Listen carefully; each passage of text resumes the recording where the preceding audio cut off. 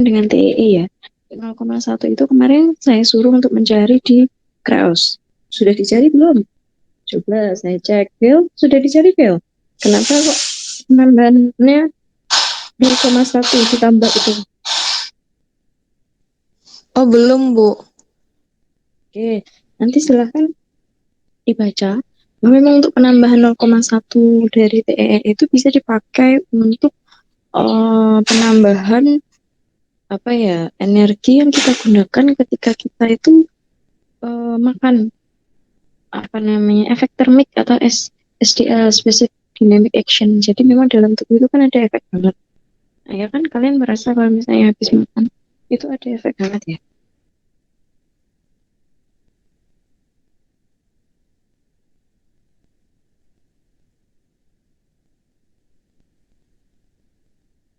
Sebentar ya dek ya.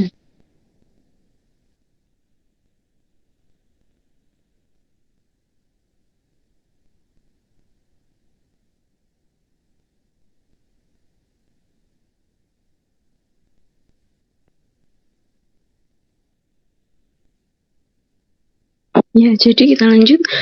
Memang di penambahan 0,1 itu bisa digunakan untuk fungsi yang lain seperti penambahan di SDA atau specific dynamic action atau efek termal tubuh. Jadi efek tubuh ketika hangat, terutama ketika melakukan proses metabolisme itu kan juga membutuhkan energi ya. Jadi itu ada penambahan seperti itu. Cuman kalau misalnya kita hitung 2000, misalnya TEE-nya diperoleh adalah 2000 kalori gitu ya, mudahnya. Kemudian kalau kalian tambahkan 0,1 berarti kan tambahkan 200. Jadi ketemunya kan 2200 kalori. Nah, kalau kemarin kalian dalam menyusunnya masih mengacu pada hanya 2000 aja, belum ditambahkan 0,1-nya, 2000 aja. Nah, itu tapi kan masih ada range plus minus 10%. Ya kan, kalau kalian menyusunnya menunya ternyata 2100, begitu dari 2000, berarti masih masuk di antara range yang 2000 sampai 2200 itu. Jadi nggak ada masalah. Begitu ya, Dik ya. Kemudian kita lanjut ya. Sudah di coba kita bahas. Next, Dik. Ini ada cewek usia 16 tahun, BB38, TB9, kelas 2 SMA. Status gizinya gimana dan hitung kebutuhan gizi serta perencanaan menu kali ya. Jadi ini usianya 16 tahun, kalian tentukan dulu status gizinya boleh. Jadi ada untuk mengetahui dia pakainya BB aktual atau ideal begitu ya. Nah, ini IMT-nya ternyata begini Nak, IMT 1,71 17,1 ya kali ya Bel. Oh iya, Bu. Maaf, Bu. Salah koma. Ya, tapi ini nggak usah dikatakan kurang deh. Kenapa? Karena yang kita pakai untuk usia 16 tahun itu kan IMT menurut usia, bukan IMT saja. Jadi kalau kalian menentukan IMT itu bukan untuk diklasifikasikan atau dikategorikan, itu enggak. Karena dia usianya 16 tahun. Yang kalian harus kategorikan itu adalah hasil dari IMT menurut usia, bukan IMT saja. Nah, maksud saya ya, jadi IMT di sini yang 17,1 itu jangan diartikan kurang. Ya memang itu kurang nanti, karena itu memang nggak bisa dipakai untuk anak usia 16 tahun, tuh belum bisa. Jadi IMT di sini tidak untuk menentukan status gizinya, tapi hanya untuk menentukan, menghitung langkah selanjutnya, yaitu untuk mencari Z-score IMT menurut usia. Paham nggak maksud saya? Paham, Bu. Nah, gitu ya. Jadi IMT nggak usah dikategorikan kurang, itu nggak usah. Cukup 17,1 aja. Kemudian Z-score IMT menurut usia itu adalah, itu dihitung ya pakai itu. Ketemunya 0,8, dia masih kategori normal ya. Oke.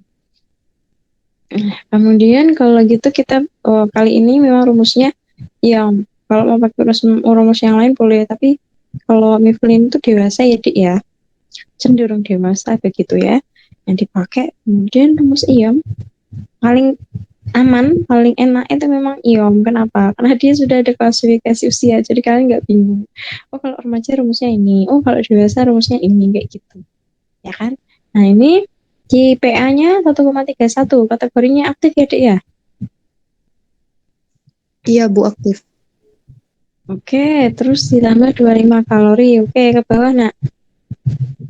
Ketemunya berapa? 1900. Oh, tapi ini belum dikalikan 0,1 ya, Bel ya? Belum, Bu. Kalau ditambahkan 0,1 sekian, itu berarti ditambah 190 kan ya? 190. Jadi kurang lebih itu hasilnya 2100 sekian. Kalau anak kelas kemarin kayaknya dia menghitungnya itu ketemunya kurang lebih 2200 kalau nggak salah. 2200 itu kalau nggak salah ya. Karena dia melakukan pembulatan kayaknya pembulatannya mungkin yang berbeda dari pembulatannya yang dilakukan oleh Bella mungkin ya. Dia pembulatannya ke atas misalnya 492,8 dibulatin kayak gitu loh. Jadi memang agak sedikit beda. Dia 2200-an. Kalau ini kalau saya hitung mungkin ditambah 0,1 dikalikan 1900 itu kan tambah 100-nya, ditambahnya 190. Jadi ketemunya kurang lebih 2100 sekian begitu ya. Jadi ini belum ditambahkan. Tapi nanti hasilnya Bella akan aman ketika dia memang masih dalam range 2100. Ya, misalnya dia jadi 2000 gitu masih aman karena masih dalam batas range plus minus 10%. Kita nanti coba lihat ya. Untuk yang bertanya lemak KH, dia pakai persentase, ketemunya itu ya. Nah, kemarin itu ada yang membandingkan kelas C ya, yang sudah duluan. Ini kelas C kan ada praktikum, jadi dia minta duluan. Kemarin sudah pertemuan, itu dia tuh tugasnya dia membandingkan antara IAM dengan AKG. Jadi dia juga mencari dari hasil AKG. Ternyata selisihnya cukup banyak. Jadi yang di AKG itu berapa ya? Nggak nyampe 2000 deh. Kalau yang TEE kalian tambahkan 0,1. Jadi kan tadi kurang lebih sekitar 2100 sekian atau 2200-an. Jadi selisihnya tuh hampir 300 lebih kalau nggak salah. Itu memang beda ya. Kalau AKG itu kan memang dia rumusnya simple ya. Jadi di aktivitas fisiknya normal, kita hanya menghitung berdasarkan berat badannya dia aja yang membedakan antara satu orang dengan orang lain pada kelompok usia yang sama, segolongan di AKG dan jenis kelamin yang sama gitu kan. Tapi kalau di TEE ini kan memang lebih aplikatif untuk rumus yang personal individu gitu. Itu memang ada beda. Jadi yang TEE hasilnya memang lebih tinggi, tapi nggak masalah. Tinggal kalian mau mengacu yang mana. Kan perbedaan itu indah, ya kan? Kalian pakai PMP juga bisa beda nanti hasilnya dengan TKPI. Belum nanti satu lagi sama Nutri Survey bisa jadi keluar angkanya beda, nggak apa-apa. Nggak masalah, perbedaan indah ya. Terus kemudian pengerjaan soal kayak gini tadi hasilnya sama-sama pakai rumus TEE aja beda. Yang satu 1900 sekian, yang satu 2000. Nggak masalah, pembulatannya itu yang membedakan. Tapi kan range-nya masih dalam batas normal kayak gitu. Ya. Sama seperti agama mungkin banyak madhab, tinggal mau meyakini yang mana, rumus juga begitu. Ya. Oke, untuk protein lemak karbohidrat sudah dibagi caranya udah betul, cuman mungkin memang ini belum ditambahkan dengan 0,1 ya yang TEI-nya. Jadi ini masih 1900. Coba kita lihat ke bawah rumus apa menunya.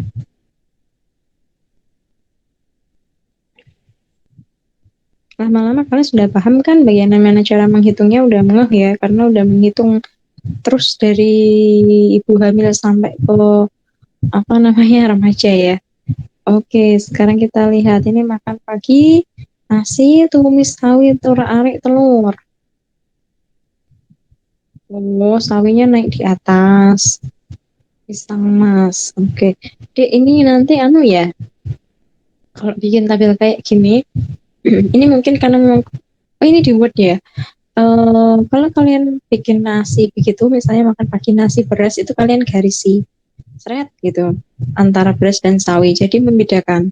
Terus kemudian tumis sawi, orak-arik telur itu berarti kan jadi satu antara sawi, telur dan menyerapan minyak. Itu digarisin.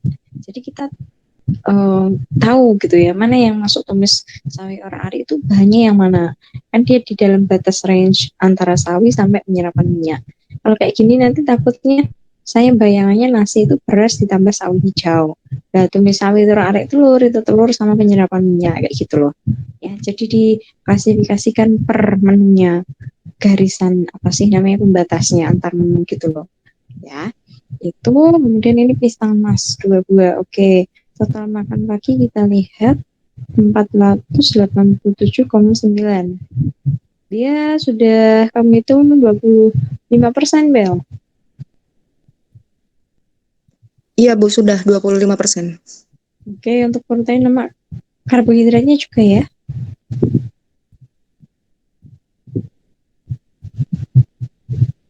Iya Bel, untuk protein lemak karbohidrat juga ya Bel ya. Iya, Bu. Oke.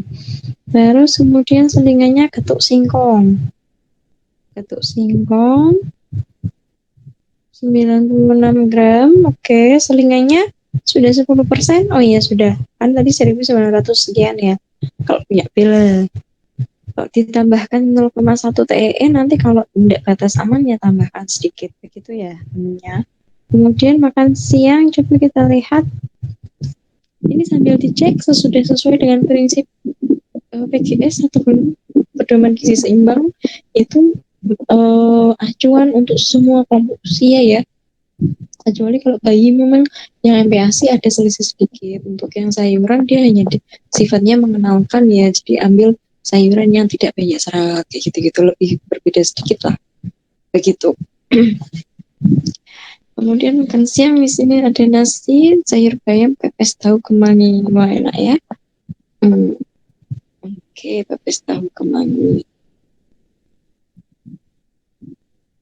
Ini saya tanya, sosisnya masuk sayur bayam apa pepes tahu kemangi, Bel?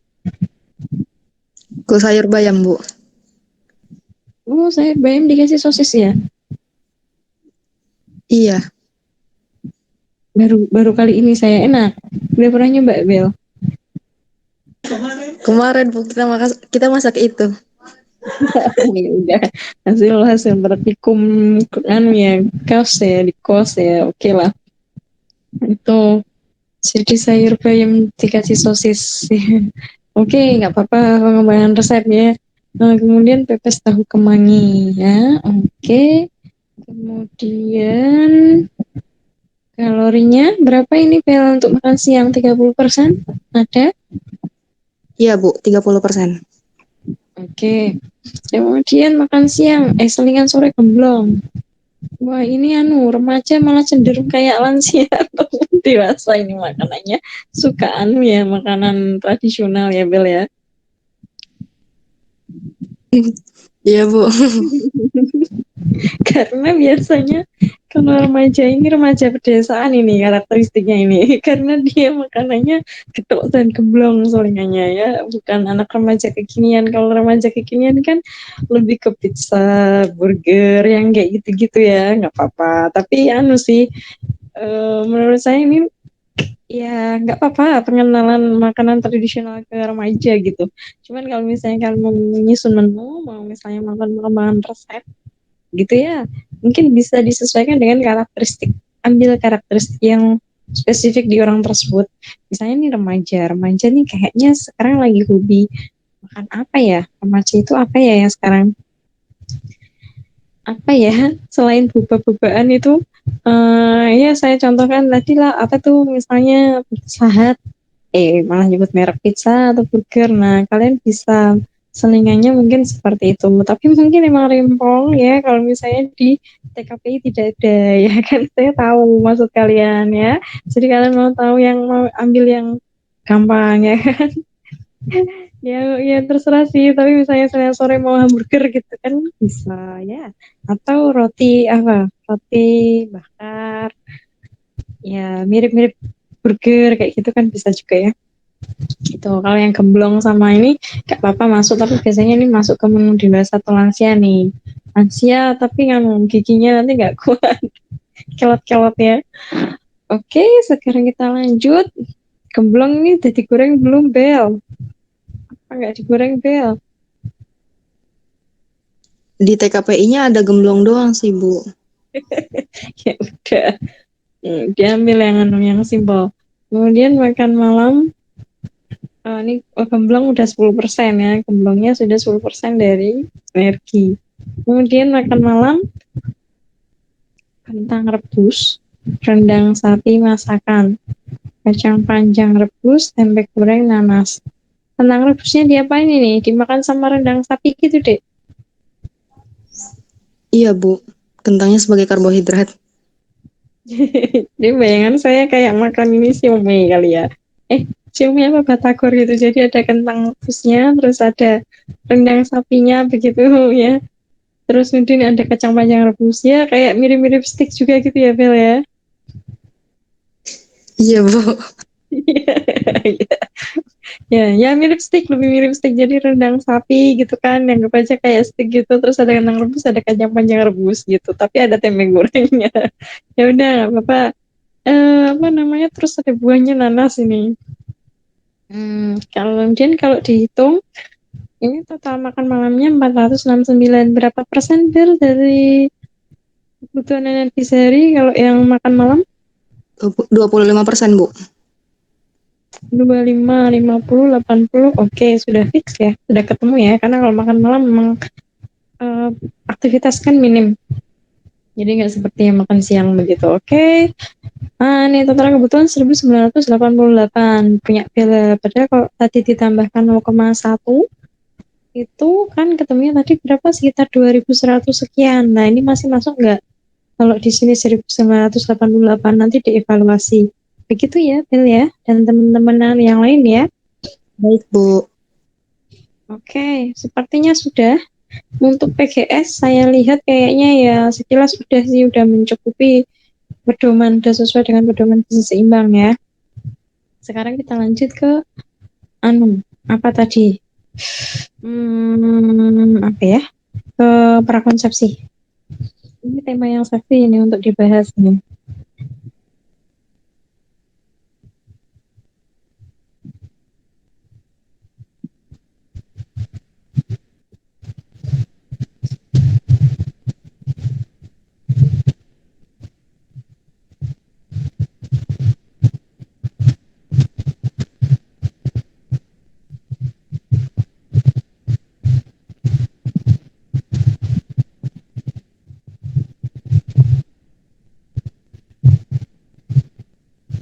Oke, kita masuk ke materi berikutnya. Masuk ke tema gizi prakonsepsi. Terima kasih, Mus.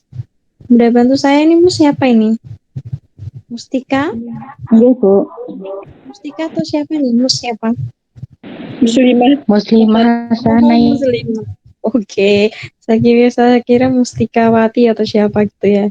Nah, ini kita masuk ke prakonsepsi ya. Prakonsepsi itu apa sih? Jadi berarti kan sebelum. Konsepsi itu apa? Konsepsi itu pembuahan. Kalau orang biologi mungkin bilangnya fertilisasi. Kalau kita konsepsi, begitu ya. Pembuahan, ya pernikahan begitu maksudnya lah. Jadi dikatakan masa prakonsepsi itu 3 bulan sebelum konsepsi. Saya contohkan misal muslimah, dia 3 bulan lagi mau menikah begitu, besok mau dihitbah hari Sabtu gitu dihitbah, terus 3 bulan lagi dia menikah berarti dia sudah masuk masa prakonsepsi gitu ya. Nah, kenapa kita bahas masa prakonsepsi dimasukkan di GDH? Karena itu penting sekali, Dek. Berarti kan ketika si muslimah ini mau masuk prakonsepsi, dia mau jadi calon istri dan juga calon ibu kan. Nah, calon ibu, supaya kita bisa memberikan generasi yang sehat lahir batin jasmani rohani, maka kita harus menyehatkan ibunya dulu gitu loh. Menyehatkan ibunya dulu itu gimana caranya? Jadi selama 3 bulan itu kita mempersiapkan kehamilan muslimah gitu. Ini muslimah pasti senyum-senyum sendiri nih. Mempersiapkan kehamilan muslimah karena apa? Misal muslimah 3 bulan lagi dia menikah, kan nggak tahu hamilnya kapan, bisa jadi langsung hamil begitu, langsung jadi ya. Nah, apa namanya? Ketika langsung hamil begitu, berarti kan masa 3 bulan untuk persiapan itu sangat penting gitu loh, Dek. Daripada nanti kalian nggak persiapan terus tiba-tiba hamil nanti kelipukan. Nah, padahal kemarin sudah dibahas waktu kehamilan, itu pada usia minggu-minggu pertama sudah terjadi tahap-tahap apa? Seperti blastogenesis dan teman-teman yang lain kan sudah ada pembelahan sel, pembentukan organ, dan yang lain-lain. Bayangkan, kalau misalnya si ibu ini belum mempersiapkan dengan baik, kasihan kan si janin gitu loh. Ya, jadi apa namanya, pengaturan masa prakonsepsi itu adalah berdasarkan pada temuan bahwa wanita itu akan mulai masuki tahap pregnancy atau kehamilan yang mana mungkin banyak yang mengalami status gizi yang belum optimal. Ya, misalnya ada wanita yang mau menikah itu dia malah diet ketat. Katanya mau fitting baju supaya terlihat slim gitu ya, kurus kering. Malah jadi nanti kayak anoreksia nervosa atau bulimia nervosa. Atau malah kayak, oh kalau BED enggak ya. Kalau BED itu kan makan banyak. Jadi itu khawatirnya nanti malah ke arah situ. Nah, kalau ibunya si calon ibu ini diet ketat, khawatirnya nanti kurang energi kronis. Bisa diukur dari nilainya di bawah 23,5 cm. Hanya demi sebuah fitting baju. Padahal dia ini mau jadi calon ibu. Bagaimana menurut kalian? Lebih penting mana antara keturunan yang calon anak dengan apa fitting baju seperti itu. Nah, padahal dia harusnya yang mempersiapkan dengan baik, harusnya jangan cake. Ya kan, kalau cake kenapa? Dia berisiko untuk melahirkan bayi yang BPLR. Kan kasihan gitu. Atau mungkin yang lain-lain ya, kena masalah lain seperti prematur. Atau di sisi lain misalnya ada orang yang status gizinya berlebih gitu. Berlebih apa namanya itu juga mempengaruhi kesuburan deh. Secara teori itu bisa mempengaruhi kesuburan karena massa lemak tubuh itu juga berkaitan dengan kesuburan. Dia mengalami hormon kesuburan. Nah, bagaimana untuk yang status gizi lebih? Bisa mungkin mulai pengaturan berat badan, pengaturan pola makan itu mulai 3 bulan sebelumnya atau bahkan jauh hari sebelum itu lebih bagus. Kemudian tidak hanya zat gizi makro aja ya deh ya yang ada masalah ya ketika wanita mengalami prakonsepsi tadi. Mungkin misalnya tadi ada orang yang jadi kurus gitu, anak mau fitting baju itu kan terkait zat gizi makro, nanti dia cake kan atau cake energi protein. Tapi ada juga apa namanya itu ibu hamil calon wanita yang banyak dia masih mengalami anemia. Padahal kalau hamil itu kan si ibu ini tugasnya apa? Dia menyuplai makanan ke bayi kan. Nah, salah satu senjata untuk bisa suplai makanan itu kan melalui hemoglobin kan.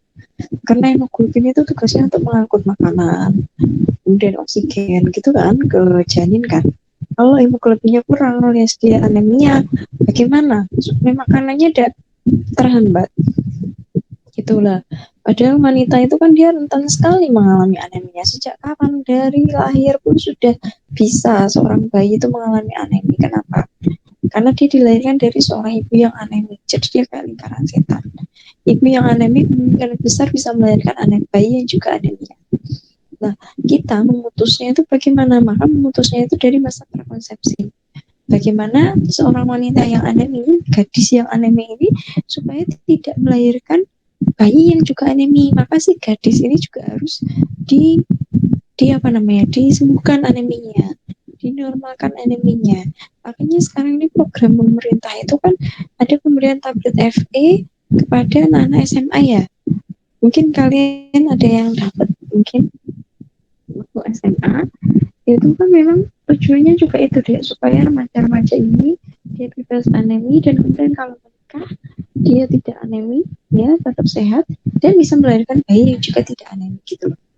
Kenapa? Karena remaja itu kan dia sudah dari awal dia sudah berpotensi anemi ketika ibunya waktu hamil itu anemi begitu kan. Ditambah yang kedua, remaja itu kan mengalami pendarahan tiap bulan ya, itu menstruasi dan itu berpotensi juga menyebabkan anemia. Gitu ya. Jadi kalau bicara soal prakonsepsi itu tidak hanya persiapan zat gizi makro tapi juga mikro. Nah, saya contohkan lagi selain Fe, ada juga namanya asam folat. Mungkin kalian sering dengar asam folat itu apakah dikonsumsi hanya bagi ibu hamil saja? Tidak. Kalau kalian mau menikah, nggak apa-apa suplementasi asam folat itu nggak apa-apa. Kalau memang kalian yakin bahwa asupan makanan kalian itu belum mencukupi kebutuhan asam folat kalian. Dari mana kalian tahu asam folat, kebutuhan asam folat kalian? Ya tinggal cek di AKG kan ada. Lihat di sini kok. Kalau kalian cari di Harris, Miflin ya nggak ada. Kalau mikro kan adanya hanya di AKG.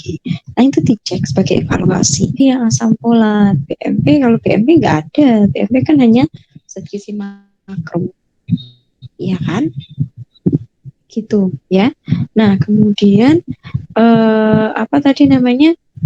Untuk yang asam folat tadi ya, bicara soal asam folat itu tadi kan dia bisa dipersiapkan sebelum hamil, artinya boleh dikonsumsi, bisa suplementasi boleh kalau kalian tidak yakin bahwa tercukupi dari hanya makan saja.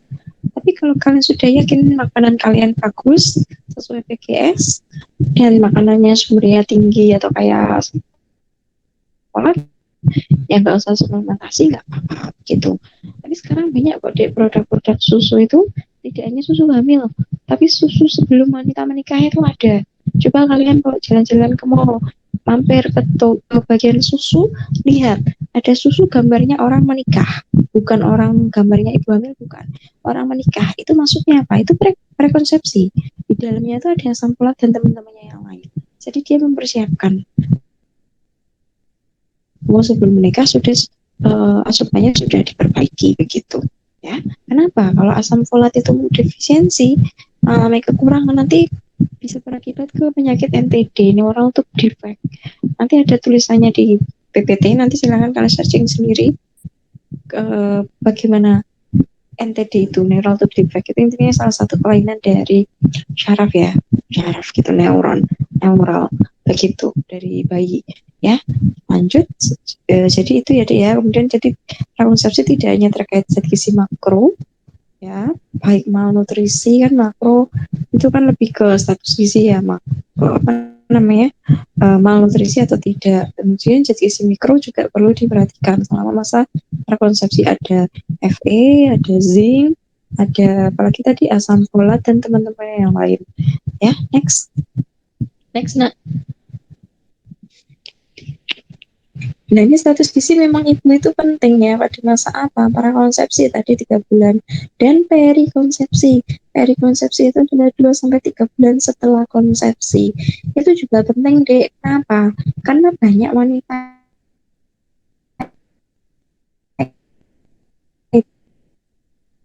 yang dia setelah konsepsi atau pembunuhan, dia nggak tahu hamil, ternyata hamil. Tahu-tahu itu telat mens sebulan, terus dia baru tahu pada hamil. Padahal usia kehamilannya berarti sudah 1 bulan. Itu dihitung dari apa? HPHT, head pertama, hari pertama head terakhir. Jadi kalau dia hari pertama head terakhirnya itu apa namanya, hari pertama head terakhirnya itu misalnya dia tanggal berapa, 1 November itu hari pertama terakhir, kemudian dia menikah tanggal 20 November itu, kalau dia hamil di bulan Desember, usia kandungannya itu dihitung bukan dari tanggal pernikahan 20 November, tapi dari tanggal 1 November ya. Nah kalau dari situ berarti sudah lebih dari 1 bulan dia usia janinnya, kalau dia tahu bahwa dia tuh telat setelah 1 bulan nggak mens, ya kan? Paham maksud saya ya? Jadi dari konsepsi itu juga penting deh. Pokoknya ketika kalian menikah, kalian tuh harus mawas diri. Baik 3 bulan sebelum maupun 2-3 bulan setelah konsepsi.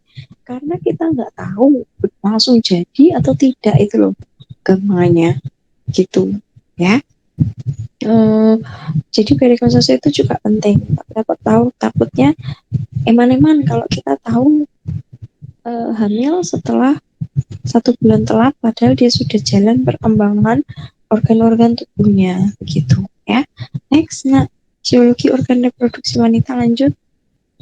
Nah ini ada, ini mungkin kalian sudah familiar waktu di biologi ya, SMA ya.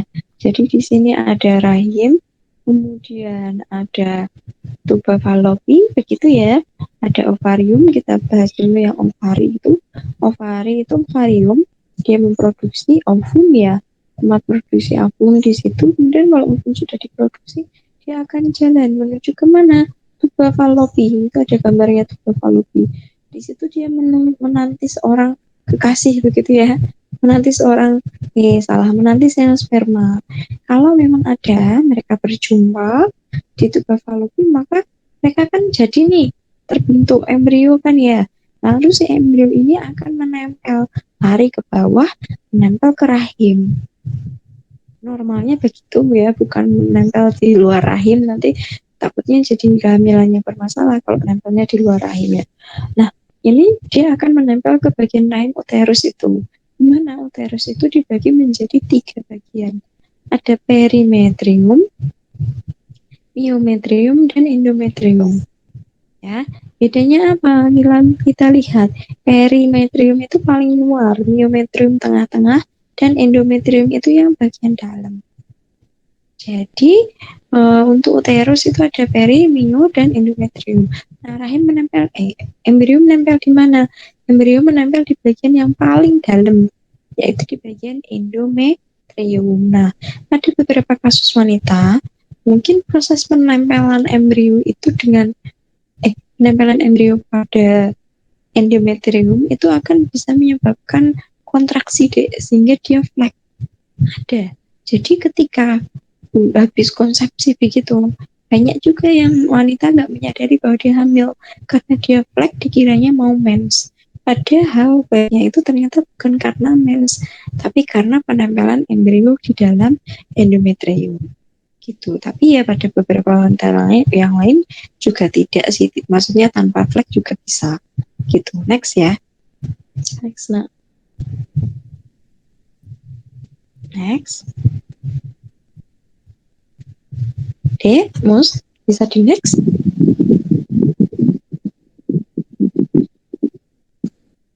Iya Ibu, sebentar. Oke.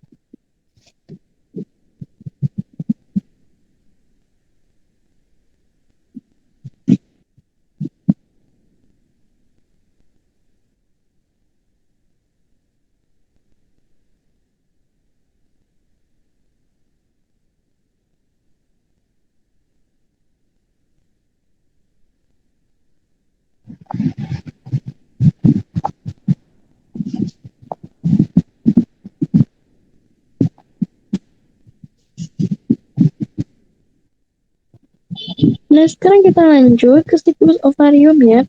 Jadi siklus ovarium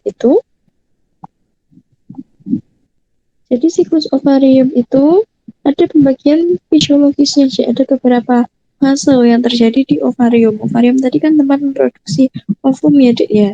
Next, nah ini. Ini ada fase folikel, ovulasi, dan fase luteum. Bedanya apa? Ke atas lagi, nak. Yang fase folikel ini keputus ya, saya jadi nggak bisa baca. Nah, ini fase folikul itu adalah fase terjadi pendarahan. Biasanya 15 hari, tapi bisa plus minus. Jadi antara 9 sampai 23 hari. Kemudian ada fase ovulasi.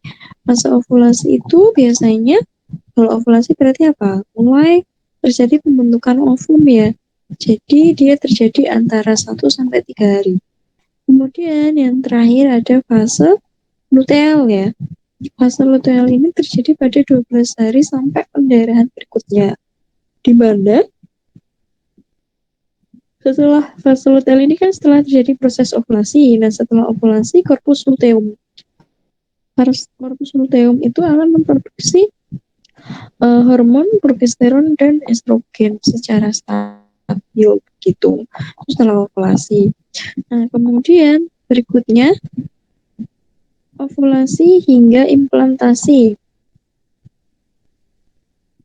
Kemudian ke bawah, nak.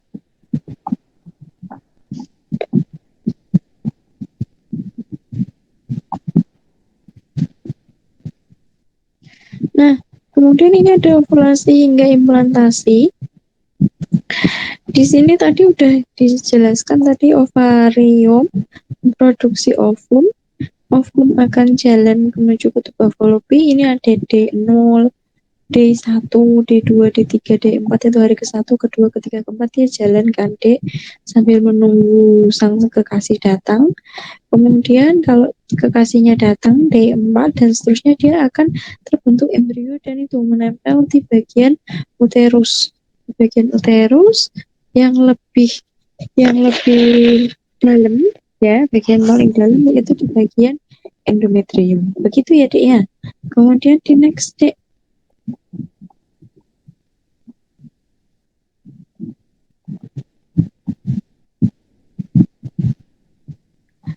Nah, kemudian ini ada siklus uterus. Kalau uterus berarti bicara di dalam rahim. Jadi siklus itu ada dua. Tadi ada di siklus di ovarium dan sekarang ada di siklus uterus ya. Di dalam rahimnya ya. Di sini ada awal fase folikel, ada setelah menstruasi selesai, setelah ovulasi, dan kalau kehamilan tidak terjadi. Nah, pada fase yang folikel itu biasanya endometrium itu paling hanya ukurannya 1 sampai 2 mm, itu sedikit juga kelenjarnya karena dia belum mulai mempersiapkan, baru mau mempersiapkan ketika ada tamu yang datang. Siapa tamunya? Ya tadi embrio, begitu kan. Nah, setelah menstruasi selesai, endometrium justru akan mulai menebal. Kenapa? Karena kan dia akan mulai mempersiapkan barangkali nanti ada tamu yang datang.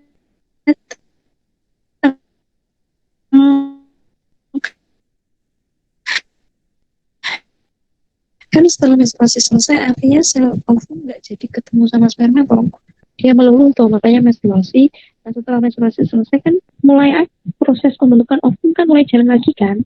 Nah, ketika proses pembentukan ovum di ovarium itu mulai jalan, di endometrium juga jalan gitu loh. Jalan, dia ngapain? Di endometrium itu juga jalan proses untuk mempersiapkan diri barangkali ada tamu yang datang dengan cara melakukan penebalan si endometrium ini. Caranya di ukurannya meningkat menjadi 8-10 mm. Kemudian mukus serviks atau cairan serviks menjadi lebih encer dan elastis. Kemudian setelah ovulasi, setelah bentukan ovum tadi ya, setelah ovulasi bentukan ovum, endometrium akan terhambat. Dan kemudian berikutnya, kalau misalnya tadi kan setelah pembentukan ovum terjadi ovulasi namanya. Kalau ternyata ditunggu-tunggu ovumnya sudah jadi dan sel spermanya tidak datang, maka kan kehamilan tidak terjadi nih. Si ovumnya patah hati gitu ya, aku nggak ditemuin gitu kan. Kehamilan tidak terjadi, maka apa? Corpus luteum dia akan minus. Minus itu artinya apa? Corpus luteum berarti berkurang ya, dia nggak jalan begitu. Kemudian hormon progesteron dan estradiol juga hilang karena kehamilan tadi tidak terjadi. Kemudian akan terjadi kontraksi miometrium tadi kan uterus tadi uterus, bagian dari uterus kan miometrium, endometrium, dan perimetrium itu ya. Nah, itu akan mengalami kontraksi. Mungkin beberapa wanita sebelum PMS itu makanya dia kadang perutnya agak-agak kontraksi sedikit ya. Nah, itu kenapa? Karena memang kehamilan tadi nggak terjadi, sudah terbentuk ovum. Itu pertandanya begitu. Kemudian endometrium akan mengalami nekrosis. Dia akan menebal terus mulai turun dan akhirnya meninggal. Endometriumnya meninggal. Kematian jaringan. Nekrosis itu kematian jaringan. Jadi endometriumnya jaringannya mati dan meluluh bersama menstruasi. Gitu ya. Kemudian next naik ke bawah siklus mens. Ini memang sebagai penanda sudah bisa bereproduksi begitu ya. Nah, masa reproduksi itu dimulai sejak puber sampai dengan menopause, ya kan? Sesuai irama hormonal. Masing-masing orang kan beda usia puber dan usia menopause-nya ya. Menopause itu adalah head terakhir, sudah tidak head lagi, sudah berhenti, sudah pause ya, gitu. Kemudian endometrium uterus tadi sudah dibahas ya, Dek ya. dia akan melakukan proliferasi semakin menebal begitu untuk menerima embrio. Persiapkan karena apa? Embrio kan mau menempel di situ, jadi dia melakukan proses proliferasi, persiapan penebalan. Kemudian entamu, tapi kalau misalnya ovumnya tidak jadi dibuahi, endometrium akan mengalami nekrosis atau kematian jaringan dan lepas dulu bersama darah menstruasi. Nah, kalau menopause berarti mensnya sudah berhenti ya, Dek. Karena ovumnya sudah habis, sudah nggak bisa produksi lagi. Kenapa? Karena kadar umurnya itu sudah menurun. Estrogennya turun. Nah, biasanya range-nya adalah 45 sampai 50 tahun. Next ke bawah.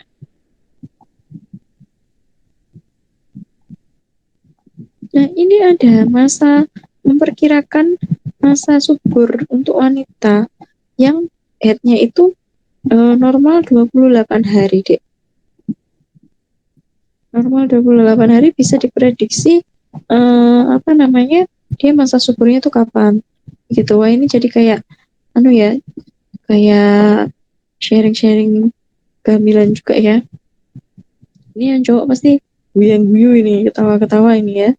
Nggak apa-apa, ini malah lebih pinter nanti dari laki-laki yang lain.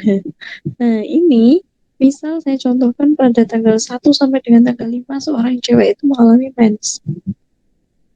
Maka bisa diketahui dari masa suburnya tuh kapan, Dek. Nah, kita lihat kan ada tadi dia siklus mensnya 28 hari. Kalian bagi 2 berapa ketemunya? 14 toh? 14 hari tambahkan pada tanggal pertama mens. Dia tadi tanggal pertama mens tanggal 1, berarti ketemunya dia akan mengalami puncak subur itu sekitar tanggal 14 plus 1, berarti sekitar 15 sekitar tanggal 15-an. Kalau di sini dia puncaknya adalah di tanggal 14. Nah, begini deh, kenapa kok beda? Kan tadi kalau kita hitung dari 28 bagi 2, 14 tambah 1, 15. Masa puncaknya 15 gitu ya. Tapi kurang lebihnya kita ambil range 1 minggu. Berarti 3 hari sebelum atau 4 hari sebelum dan 3 hari setelah atau 4 hari setelah dari tanggal puncak itu. Kenapa? Karena kita nggak ngerti benar-benar tanggal pastinya dia subur gitu loh. Maka masa subur itu memang nggak bisa 1 hari. Jadi kita ambil range amannya adalah sekitar 1 minggu. Nah, puncaknya itu di tengah-tengah gitu loh, Dek. Ya, misal tadi sekitar tanggal 15, di sini puncaknya tanggal 14, kan masih masuk masa subur kan. Maka di tanggal dikurangi sekitar 4 harian, sekitar 4 harian lah, pokoknya sekitar 1 mingguan itu ya, ketemulah masa subur dia adalah dari tanggal 9 sampai tanggal 17 kurang lebih gitu. Itu masuk masa subur dia. Begitu ya, Nak ya. Nah, berikut yang lain adalah masa tidak subur. Ini ilmu bukan untuk dipakai yang enggak ya, gitu ya. Nah, tapi kalau prakonsepsi wajib tahu. Jadi supaya nanti langsung promil begitu ya. Next, Nak. Ini gangguan siklus mens. Ya. Ada hiper. Kalau hiper itu kan berarti berlebih ya, Dek ya. Lebih lama dan lebih banyak. Itu hipermenore, Dek. Jadi headnya lebih lama, lebih dari 8 hari dan darah headnya itu 26 sampai 40 ml. Jadi ditakar ya. Nanti pembatasnya diperes gitu ya. Ya enggak juga. Kemudian hipomenore. Hipomenore itu kebalikan dari hiper ya. Jadi hipo itu rendah kan. Rendah itu artinya jumlahnya lebih sedikit dan waktunya lebih singkat. Begitu. Kemarin itu dulu waktu kami akreditasi itu ada tuh teman saya dosen kalian yang mensnya tiba-tiba 1 hari aja langsung mampet karena stres mungkin ya untuk akreditasi itu. Jadi beliau mengalami hipomenore, jumlahnya sedikit keluarnya dan cuma 1 hari langsung selesai, keren ya kan. Kemudian ada istilah polimenore. Poli itu kan berarti banyak toh. Banyak itu artinya siklus mensnya itu lebih pendek. Maka dia dalam sebulan yang harusnya normalnya mensnya cuma sekali, dia bisa lebih dari sekali. Mungkin mensnya bisa jadi 2 kali atau 3 kali. Itu namanya polimenore. Karena siklus mensnya lebih pendek. Kemudian tapi pendarahannya sama dengan normal, banyak pendarahannya. Kemudian kalau oligomenore itu kebalikan dari poli. Oligo itu berarti kan jarang. Dia jarang mens. Jadi siklusnya lama gitu loh dek oligo, lebih dari 35 hari. Jadi mungkin dia mensnya itu 2 bulan sekali seperti itu. Sedangkan amenorrhea, berarti kan tidak. Artinya dia tidak mens lebih dari 3 bulan berturut-turut dek, sejak menstruasi terakhir. Itu namanya amenorrhea. Ya, jadi dia nggak mens lebih dari 3 bulan berturut-turut sejak menstruasi terakhir. Tapi bukan karena hamil ya. Begitu. Next, nah lanjut. Nah, ini PMS mungkin banyak yang mengalami begitu ya. Oh, jadi PMS itu adalah perubahan baik secara fisiologis maupun psikologis yang dimulai di fase luteal dan berakhir ketika mensnya keluar, darah mensnya udah keluar, berarti sudah tidak PMS, ya kan? Nah, PMS itu dikatakan cewek itu mengalami PMS ketika ada 1 sampai 5 tanda yang dia rasakan ketika di gejala di fase luteal. Fase luteal tadi kan sebelum membentukkan ovum ya. Kemudian ini tanda fisik. Tadi kan saya bilang PMS itu ada tanda fisik dan fisiologis dan psikologis. Tanda fisik itu apa? Yang biasanya gampang capek, ya kan?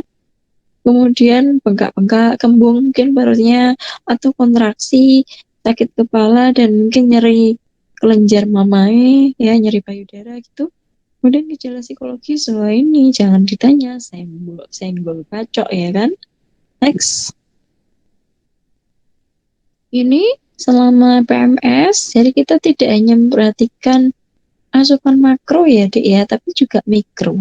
Mikro pun tidak hanya FE terus ya, tapi juga yang lain seperti Mg, magnesium, vitamin D, Ca, dan juga B6. Itu ada anjuran konsumsinya ya. Nah, kenapa di sini mikro? Karena begini deh, kalau kalian mengalami defisiensi makro, misalnya KEK atau KEP, ya itu kemungkinan besar kalian juga mengalami defisiensi mikro. Kenapa? Kita bayangkan asupan makronya aja bermasalah, bagaimana yang mikro? Berarti kan kemungkinan besar juga ikut bermasalah gitu loh. Karena mikro itu lebih susah daripada makro kan. Dia memang kebutuhannya lebih sedikit, tapi untuk asupannya lebih susah. Apalagi untuk pecinta junk food dan fast food itu yang dianya tinggi karbo, tinggi lemak, ya kan? Misalnya kayak gitu. Ya, next nak. Di sini ada sistem reproduksi laki-laki. Nah, ini supaya adil ya. Ada proses reproduksi. Kenapa kok laki sudah bisa reproduksi? Karena dia ada pengaruh dari hipotalamus ya, kelenjar di otak itu, dan juga dari testis. Testis maksudnya. Testis itu adalah tempat memproduksi apa? Testosteron. Dan itu berfungsi untuk apa? Hormon testosteron itu untuk pematangan sperma. Kalau spermanya tadi udah matang gitu ya, udah matang, berarti sudah mendekati gosong ya, bukan. Sperma yang matang tadi kemudian akan dibawa di epididymis untuk disimpan dan bisa juga kalau sudah disimpan bisa dikeluarkan. Maka ada laki-laki yang wet dream ya, mimpi basah wet dream. Mungkin karena penyimpanannya sudah overload kali ya gitu. Next nak. Ini ada diet prekonsepsi. Jadi petunjuk dietnya itu intinya adalah apa? PGS, pedoman gizi seimbang. Diet dengan makanan yang bervariasi. Contohnya tadi punya Bella, ada nasi pagi, sorenya makan kentang. Oke, itu variasi makanan. Ya, terus tadi jajanannya ada gemblong, terus ada apa tadi?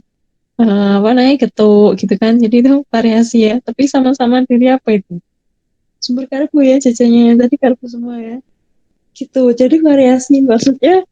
Di PGS itu kan kalau ditumpang itu dia gambarnya misalnya sumber karbo nggak cuma beras aja atau nasi aja, tapi ada jagung, kentang, dan seterusnya. Begitu juga untuk yang hewani dan nabati kan beda-beda ya, variasi lah. Begitu kemudian konsumsi beragam jenis makanan, nah ini berbeda-beda kan, kalian sudah dapat BMP jadi sudah tahu, satu porsi nasi, satu penukar nasi itu setara dengan berapa kentang kayak gitu ya. Kemudian batasi gula, garam, dan minyak berlebih itu juga ada di PGS. Kemudian konsumsi buah, sayur, serat, susu rendah lemak ditingkatkan. Berapa kali ada di PGS? Kemudian asam lemak tadi udah dibahas ya, harus dibatasi. Kemudian olahraganya teratur. Kemudian supaya BB ideal harus seimbang antara input dan output, energi yang masuk dan energi expenditure itu apa, energi yang dikeluarkan.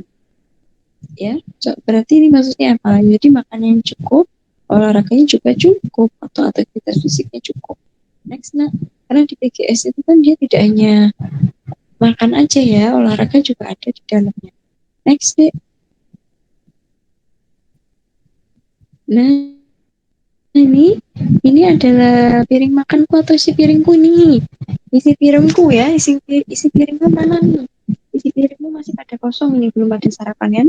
Kalau saya sudah sarapan tadi, ya kan? Nah, ini isi piringku tadi pagi. Jadi sumber karbo dengan sayur itu seimbang, sayur dan buah itu porsinya sama. Ya, jangan kebalik. Satu piring, isi piring kalian satu piring karbo semua, yaitu ada nasi, lauknya adalah mie, terus ditambah dengan kerupuk. Nah, itu karbo semua. Terus cemilannya gemblang. Ya, gitu. Ini yang bagus seperti ini. Jadi antara porsi nasi dengan sayur buah itu seimbang. Ya. Oke, sudah ya. Ini antara bisa dibaca sendiri. Next, nah, ini PGS. Yang paling atas itu kecil-kecil ada bulat kotak, segitiga itu batasi garam, gula dan minyak berlebih. Ya, itu di situ ada aturannya, garam berapa, gula berapa maksimal, minyak berapa maksimal. Nanti kalian baca lagi ya, dibuka sendiri. Kemudian siapa tahu masuk di ujian ya. Kemudian ini ada sumber protein hewani dan nabati itu masing-masing sehari berapa kali. Sayur dan buah satu hari itu muncul berapa porsi. Itu misalnya sayuran 3 porsi sampai berapa itu? 5 porsi ya. Berarti sayuran 3 porsi berarti masuk dimakan pagi, siang, sore sayur semua. Buah itu misalnya dia 2 sampai 3 porsi sehari, mungkin muncul di cemilan. Boleh 2 porsi gitu kan, cemilan satu dan cemilan sore, tapi di mix mungkin satunya buah asli, sorenya buahnya diganti dengan dibikin salad buah atau jus, pokoknya beda-beda pengolahannya ya. Oke, kemudian di sini ada minum air putih 8 gelas, kemudian itu ada makanan pokok itu ya, gambarnya beraneka ragam, dan kemudian ada aktivitas fisik nih. Jadi karena harus seimbang, namanya aja seimbang. Antara yang masuk dengan yang keluar harusnya balance. Next, nak. Itu juga kayaknya ada timbang berat badan ya, jadi untuk dikontrol. Suruh untuk kontrol. Kemudian tadi sudah saya jelaskan bahwa prakonsepsi itu tidak hanya zat gizi makro yang diperhatikan, tapi juga mikro, ya. Ada Fe, zinc, magnesium, kemudian kalsium, termasuk juga asam folat. Kenapa kalau orang mengalami defisiensi asam folat, dia akan berisiko mengalami NTD, neural tube defect. Nanti di searching sendiri apa itu NTD. Kalau yang kemarin kelasnya offline kayaknya sudah saya pernah lihatkan ya. Nah, bagaimana untuk menghindari? Kalian bisa dengan suplementasi jika memang asupan kalian tidak terpenuhi dari makan, ya. Nah, tapi juga bisa dari makanan utama yang paling bagus ini, apakah suplementasi atau sumber makanan? Ya, sumber makanan itu yang paling bagus begitu. Ya, ini ada beberapa sumber makanan tinggi asam folat. Ya, ada toge sampai dengan daging sapi. Silakan dibaca. Jadi ini mungkin bisa masuk menu ke salah satu menu prakonsepsi kalian nanti kalau dibahas ya. Next, nak. Nah, selain ada petunjuk yang harus dikonsumsi saat prakonsepsi tadi, yaitu yang sesuai dengan PGS tadi, ya, sesuai dengan PGS dan memperhatikan asupan gizi mikro juga, seperti apa tadi, kalsium, Fe, terus apalagi tadi asam folat dan yang lain-lain. Juga ada makanan yang perlu dihindari. Contohnya alkohol itu bukan makanan tapi dihindari ya. Karena alkohol itu berkaitan dengan kesuburan deh. Di tempat saya tuh ada di daerah saya itu ibunya sudah punya anak satu, udah besar. Dia terus pasang KB, terus dicopot kan KB-nya, dia mau hamil lagi anak kedua. Tapi ternyata tuh udah lama banget dicopot nggak hamil-hamil. Ada kemungkinan indikasi bisa disebabkan karena suaminya yang suka ngedrink, minum minuman keras. Bisa jadi karena itu memang berpengaruh terhadap hubungan fertilitas ya. Kemudian ini suplementasi vitamin A atau apa namanya turunan dari vitamin A yang berlebihan itu juga nggak bagus deh ya, ternyata nggak bagus. Memang kalau sesuatu yang berlebihan itu pasti nggak bagus ya, jadi jangan mencintai seseorang secara berlebihan gitu ya. Nah ini contohnya suplemen vitamin A kalau berlebihan atau produk turunannya itu contohnya retinol, itu dia akan menyebabkan bisa efeknya ke teratogenik. Teratogenik itu apa? Hampir sama dengan karsinogenik. Tapi kalau kalau karsinogenik itu kan menyebabkan cancer ya. Kalau teratogenik itu lebih menyebabkan pertumbuhan janin yang bermasalah. Begitu. Itu namanya teratogenik. Pertumbuhan janin yang berbeda begitulah. Ya. Jadi sebenarnya suplementasi itu bagus, tapi kalau berlebihan juga tadi nggak bagus, sama seperti mencintai orang secara berlebih, nggak bagus juga ya. Gitu, itu suplementasi. Jadi memang mungkin ada orang yang hamil ketika atau mau promil disuruh perawatannya berhenti dulu perawatan muka. Ya kan mungkin ada yang seperti itu karena bisa jadi memang produk-produk kosmetik itu ada yang tinggi vitamin A atau turunan dari vitamin A itu tinggi. Misalnya yang jerawat dan isotretinoin dan treinoin. Coba nanti kalian lihat, mungkin ada yang mau konsumsi atau menggunakan produk obat jerawat, cek ada kandungan itu enggak gitu ya. Kemudian tinggi merkuri juga dihindari dulu karena bisa mempengaruhi perkembangan neural janin. Neural itu syaraf ya. Next, contohnya wah ini ada ikan hiu atau tuna, saya belum pernah itu melihat ikan hiu. Makan ikan hiu maksudnya ya. Next, nah ini karena konsepsi itu adalah tentunya mempersiapkan lahir batin ya. Jadi kesimpulannya itu kalau kalian mau konsepsi, mau prakonsepsi, tidak hanya memperbaiki diri secara akhlak dan perilaku ya, tapi juga memperbaiki status gizi baik yang gizi makro maupun mikro ya. Pokoknya kalau kalian mau jadi calon ibu yang baik itu memang semuanya harus berubah deh. Gitu ya. Nah, ini yang pertama, capai pertahankan berat badan ideal saat prakonsepsi. Mungkin yang sudah BB-nya ideal ya dipertahankan, jangan dikuruskan hanya karena untuk fitting baju ya. Kemudian nilai minimum berapa? 23,5. Kalau kurang dari itu cake ya, nanti resikonya BBLR. Kemudian berat badan diusahakan stabil sebelum konsepsi, malahan 3 bulan sebelum konsepsi itu seharusnya sudah stabil gitu. Apalagi yang misalnya obes ya deh, obes atau over itu kan untuk menurunkan berat badan tidak bisa instan. Justru malah pertanyaan kalau dia bisa tiba-tiba instan, misalnya minum obat diet apa gitu, minum jamu atau minum susu apa yang katanya langsung turun berat badan 1 minggu 1 kilo, nah itu hati-hati. Beneran yang hilang lemak tubuhnya atau cairan tubuhnya begitu. Ya, hati-hati. Nah, kalau yang kasus begitu bagaimana? Berarti dia butuh proses lebih lama untuk mempersiapkan berat badannya ideal. Jadi lebih baik ya sebelum prakonsepsi sudah dimulai. Jadi jangan 3 bulan sebelum konsepsi. Karena itu kan 3 bulan cukup singkat ya sebenarnya seperti itu. Ya, kemudian kandungan lemak tubuh ini juga diperhatikan ya, Dek ya.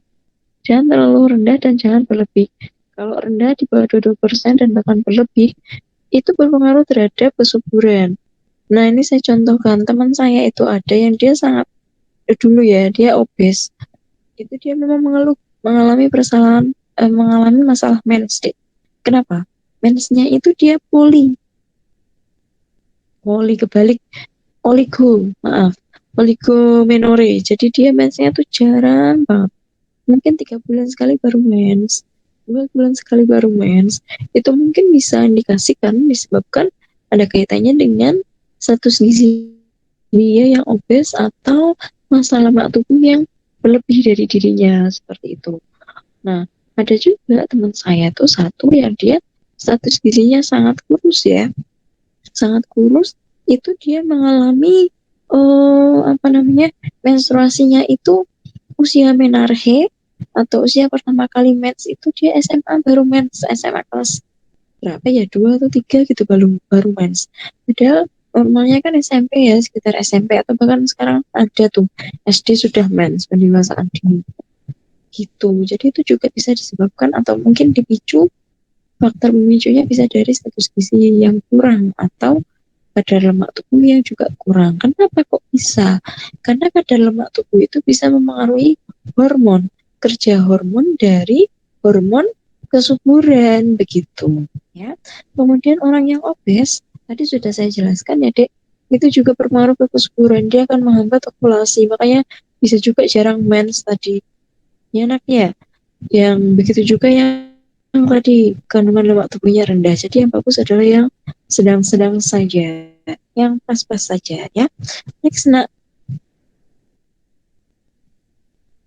next deh. Oke, ini obesitas dan prekonsepsi. Kalau obes saat konsepsi gimana? Itu risikonya besar, Dek. Dia bisa mengalami kehamilan, dia akan menjadi hipertensi, kemudian mengalami diabetes gestasional.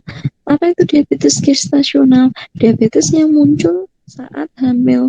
Jadi sebelum hamil dia enggak DM, tapi ketika hamil dia DM. Nah, itu namanya DM gestasional.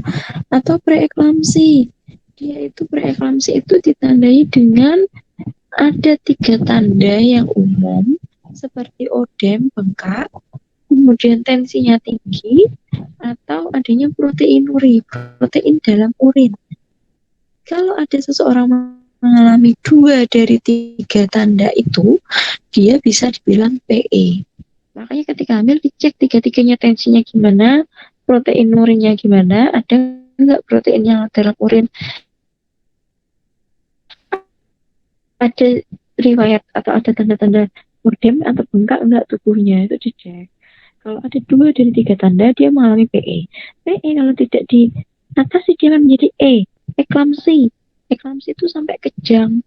Jadi kalau gitu akhirnya dia harus sesegera mungkin dioperasi.